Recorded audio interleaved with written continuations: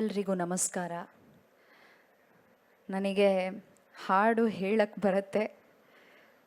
ಯಾರಾದರೂ ಹಾಡಿದ್ರೆ ನಾಟ್ಯ ಮಾಡೋಕ್ಕೆ ಬರುತ್ತೆ.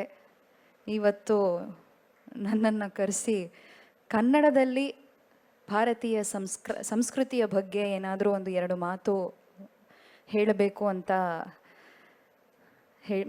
ಹೇಳಿದ್ದಾರೆ. ಏನಾದರೂ ತಪ್ಪಿದರೆ ಕ್ಷಮಿಸ್ಕೊಳ್ಳಿ. ನಾನು ತುಂಬ ಚಿಕ್ಕವಳು. ಇಲ್ಲಿ ವೇದಿಕೆ ಮೇಲಿರೋರು ಎಲ್ಲ ತುಂಬ ಹಿರಿಯರು, ಗುರುಗಳಿದ್ದಾರೆ, ಹಿರಿಯರು ಇದ್ದಾರೆ. ನಮ್ಮ ಕಲಾಚಾರದ ಬಗ್ಗೆ ಮಾತಾಡೋದಕ್ಕೆ, ನನ್ನ ಅಭಿಪ್ರಾಯ ಹೇಳೋದಕ್ಕೆ ನನಗೆ ಯೋಗ್ಯತೆ ಇದೆಯಾ ಅಂತ ನನಗೆ ಗೊತ್ತಿಲ್ಲ. ಆದರೂ ನಾನು ಯಾವಾಗಲೂ ನನ್ನ ಕಾರ್ಯಕ್ರಮ ಇರುವಾಗ ಈ ಒಂದು ಮಾತನ್ನು ಯಾವಾಗಲೂ ಹೇಳ್ತಾ ಇರ್ತೀನಿ. ಅದನ್ನು ಇವತ್ತು ಒಂದು ರಿಕ್ವೆಸ್ಟ್, ಇದು ಮಾತು ಅಲ್ಲ, ಈ ನೆಕ್ಸ್ಟ್ ಜನರೇಷನ್ಗೆ ಒಂದು ರಿಕ್ವೆಸ್ಟು. ನಮ್ಮ ಹಿರಿಯವರು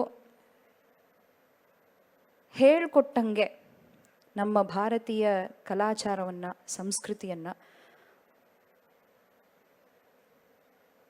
ಹೆಂಗಾದರೂ ಕಲ್ತ್ಕೊಂಡು, ಆ ಡಿಸಿಪ್ಲಿನ್ ಅಂತ ಹೇಳ್ತಾರೆ, ಇವಾಗ ಮಕ್ಕಳನ್ನು ಡಿಸಿಪ್ಲಿನ್ ಮಾಡೋದು ತುಂಬ ಕಷ್ಟ.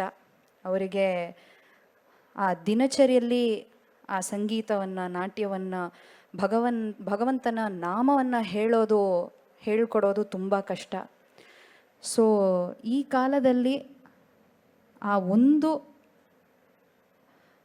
ನಮ್ಮಿಂದ ಆ ಒಂದು ಕಾರ್ಯ ಆದರೆ ಅದು ದೊಡ್ಡ ಮಾತು. ಡಿಸಿಪ್ಲಿನ್ ಮಾಡೋದು ಮಕ್ಕಳನ್ನು. ಇದರಲ್ಲಿ ಒಂದು ನಾನು ಕಲ್ತ್ಕೊಂಡಿರೋದು ನಮ್ಮ ತಂದೆ ತಾಯಿಯಿಂದ, ಇದು ತುಂಬ ಸುಲಭವಾಗಿ ಮಾಡ್ಬೋದು. ಹೇಗೆ ಅಂದರೆ, ಅವರಿಗೆ ಡಿಸಿಪ್ಲಿನ್ ಮಾಡ್ತೀನಿ ಅಂತ ತುಂಬ ರೂಲ್ಸ್ ಹಾಕೋದು, ಫ್ರೀಡಮ್ ಕೊಡದಲೇ ಇರೋದು, ಈ ಥರ ಏನೂ ಮಾಡುವಂಗಿಲ್ಲ. ಒಂದೇ ಒಂದು ಹೇಳಿಕೊಟ್ರೆ ಸಾಕು. ಭಗವನ್ ನಾಮ ಚಿಂತನೆ, ಭಗವನ್ ನಾಮ ಸ್ಮರಣೆ, ನಾಮ ಪ್ರಚಾರ.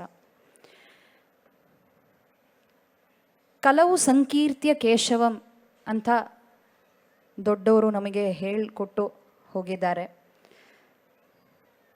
ಸೊ ಭಗವನ್ ನಾಮ ಹೇಳಿದ್ರೆ ಸಾಕು. ಕಲಿಯುಗದಲ್ಲಿ ಪ್ರತಿದಿನ ನಮಗೆ ಇರುವ ಇಷ್ಟ ದೇವತಾ ನಾಮವನ್ನು ಸ್ಮರಣೆ ಮಾಡಿಕೊಳ್ಳೋದು.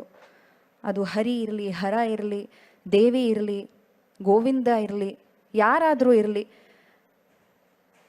ಕೃಷ್ಣ ಕೃಷ್ಣ ಅಂತ ಹೇಳೋದು, ಶಿವ ಶಿವ ಅಂತ ಹೇಳೋದು. ಅದು ಒಂದು ಮಾತು ಕಲ್ತ್ಕೊಂಡ್ರೆ ಮಕ್ಕಳಿಗೆ ತುಂಬ ಸುಲಭವಾಗಿ ಆ ಭಾರತೀಯ ಸಂಸ್ಕೃತಿ, ಕಲಾಚಾರ, ಅದರ ಬಗ್ಗೆ ಒಂದು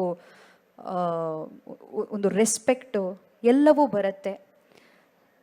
ಸೊ ಇಲ್ಲಿರುವ ಪೇರೆಂಟ್ಸ್ಗೆ ನನ್ನ ರಿಕ್ವೆಸ್ಟು, ನೆಕ್ಸ್ಟ್ ಜನ್ರೇಷನ್ ನಮ್ಮಿಂದ ಕಲ್ತ್ಕೊಂಡು, ನಮ್ಮ ಹಿರಿಯವರಿಂದ ಕಲ್ತ್ಕೊಂಡು ಮುಂದುವರಿಸ್ಕೊಂಡು ಹೋಗಬೇಕು ಅಂತ ಅದು ಒಂದು ಮಾತನ್ನು ಹೇಳಿ ನಾನು ನನ್ನ ಧನ್ಯವಾದಗಳನ್ನು ಹೇಳ್ತೀನಿ.